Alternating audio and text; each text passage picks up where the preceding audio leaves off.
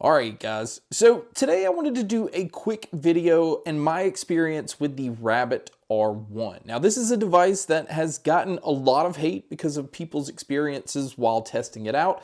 MKBHD or Marquez did a video on it basically saying it's the worst device he's reviewed, or it's unreviewable, or something to that effect. And a lot of people just consider that to be a death sentence for a tech company. If MKBHD smashes your product or trashes it or whatever, you're pretty much done. And I hope that that is not the case with the Rabbit R1, because my experience with it has actually been pretty positive. And I have not had it long, and in fact, I've even bought it secondhand from another creator. So that lets you know that this video is not sponsored. I picked it up, spent my own money on it, because as a tech nerd, it's a new gadget. It's something completely new because it uses AI technology.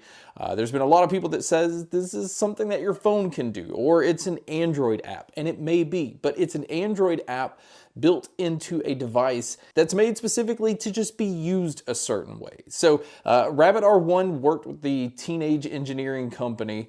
They are the ones that designed this product. So it actually has a really cool look to it. This is initially what grabbed my attention. But when I started to think about the different ways that I could use it, because it does integrate only with a few apps right now, but one of those are Spotify.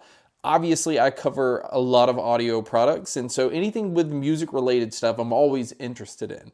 And the fact that you can sit there and ask it to play any artist or any song, in fact, you can even just describe a song, and because of the AI, it can pick up on what you're wanting it to play, and it will just start playing it that way. Play that song from Metallica that says we're off to Never Never Land. Getting the music going now.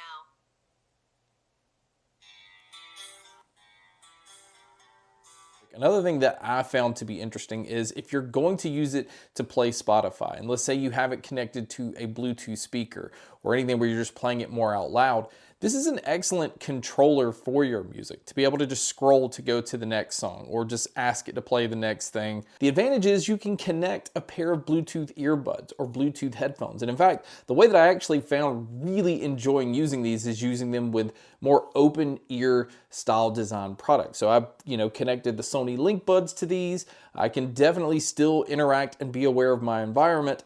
And I can also ask the Rabbit R1 questions and have it answer these things, and only I can hear what it's saying. So instead of the Rabbit R1, like you've seen most people use it, where everybody can hear the response, I can just do it that way, and it just makes it really convenient. And another thing that really benefits from this is you can also use it as a translator, and it is super fast. And I've tested it with English to Spanish and then Spanish to English, and it's really fast. So you can hear, it'll talk back and say what it is somebody else is saying, or you could just read it on the screen, or vice versa. You can say something and have the Rabbit R1 play it out loud so somebody can hear it in their language, so they know what you're trying to say. And again, I know this is something that a phone can do, but I've kind of gotten to the point in my life that I do not always want to be connected, and especially connected in a way where I can be distracted. So if I'm listening to music, I don't want notifications coming through. If I'm wanting to just use a device for the way that I want it to use it, I don't want these things distracting me. Or maybe I want to listen to music and I don't want to drain or kill the battery on my phone. This is definitely a way that you can do this. Now, the battery life on the Rabbit R1 is by no means impressive, but because of updates and things that they are going to do along the way, they've already made the battery life a lot better, especially on standby time. But another thing to keep in mind is a device like this, and this is what I knew going into it, is I'm an early adopter. I'm an early adopter to new technology. I'm an early adopter to a device that is made to learn along the way. So it was released in a way where I hear a lot of people say it shouldn't have been released yet.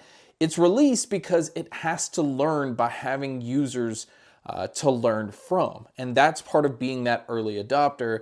And that's what I like about this product, is you're going to be part of the growing process with it. You may have times where it seems like it's taking a little bit longer to respond to you, but I've already noticed that the original videos that popped up where it showed people testing this and how long it took for them to get a response, my experience is nothing like that at all. My experience is very fast, very quick.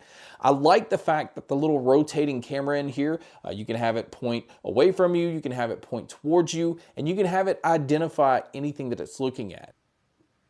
What am I looking at? Let me see. You are looking at a bunch of fresh, green, leafy plants. The image shows a cluster of small, vibrant green leaves that appear to be a type of succulent or herb.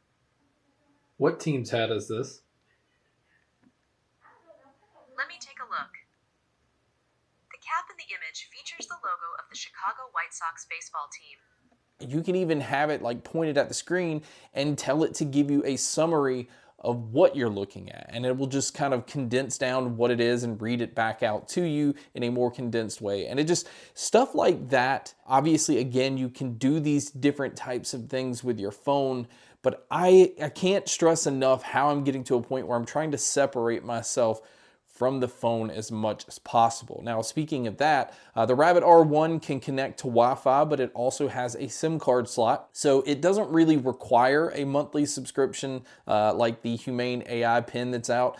So you can just use it on Wi-Fi, or you can use it, connect to your phone via hotspot. But like me, if I'm not wanting to have my phone with me, I can pop a SIM card in it and just use it that way. But just keep in mind, you can't make phone calls and you can't receive text or emails or anything. It's not made to do that. You can also flip it sideways and type it onto the screen, use that as a touchscreen. It will disable being used as a touchscreen pretty much 90% of the things that you're gonna do, especially when you're holding it upright. But when you turn it sideways, you can have it where you can type things in. So if you're in a situation where you want to know what you're looking at, or you have a question but you don't want to say it out loud, maybe you're not somewhere where you can talk out loud, I do like that it also gives you this option. And again, this is a $200 device. It didn't come in at $800. It didn't come in with a monthly subscription fee. It came in at a very low entry price from a startup company that, again, you have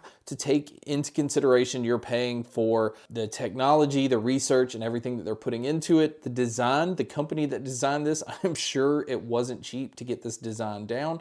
The parts for the device itself, and at that, I'm for it. I'm for backing smaller companies that are trying something new, trying something different. And in my case, I see it as another way to experience audio. Even the case that it came in, the packaging that it came in, it kind of reminded me of the old cassette tape cases. So although I know this device is not geared around audio, I think it's very, very interesting that it can do a lot when it comes to Spotify, and the way that it interacts with it, I'm a huge fan of. So yeah, it's kind of cool to have this as a music player. I mean, look back at the days when there used to be the iPod Nano.